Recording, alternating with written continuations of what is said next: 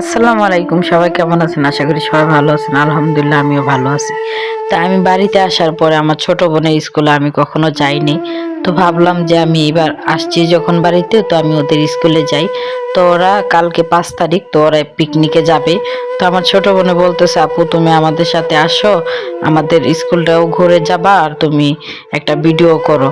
তো একটু ভিতরে গেছে, তো আমি ভাবলাম যে আমি ভিতরে যাব না, কারণ আমি তো কখনো ভিতরে যাইনি আর আমার একটু লজ্জা লাগতেছিল, তাই আমি ভিতরে যাইনি স্যার ম্যাডামদের সামনে। তো আমি ভাবলাম যে আমি বাইরের থেকে আমি একটু ভিডিও করি।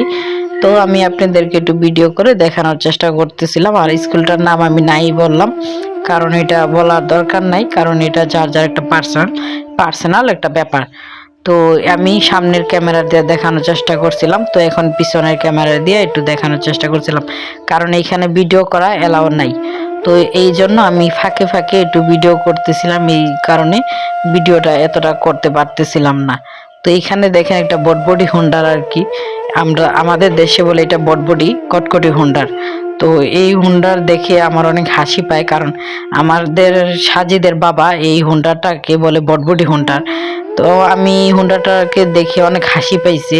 তো এখানে অনেক ছাড় ম্যাডাম ছিল, তো এইখানে এই কারণে আমি আঙ্গুল দিয়ে রাখছিলাম যেন দেখা যায় না। তো এই দেখেন স্কুলটা অনেক বড় মাশাল্লাহ দিলে।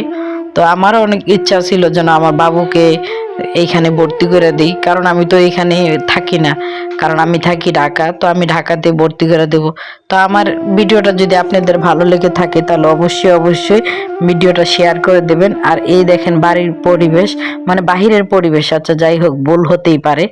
আর এখানে স্কুলের নাম দেখানো যায়, কিন্তু আমি এখানে নাম বলতে পারবো না, কারণ আপনারা যদি দেখে থাকেন তাহলে আপনারা পড়ে নিন, কারণ আমি লেখাপড়া জানি না। আমি 1-2 ক্লাস পাস, মানে আমার ছোট বোন আমার সাথেই আছে, তো অনেক হাসি পাইতেছে।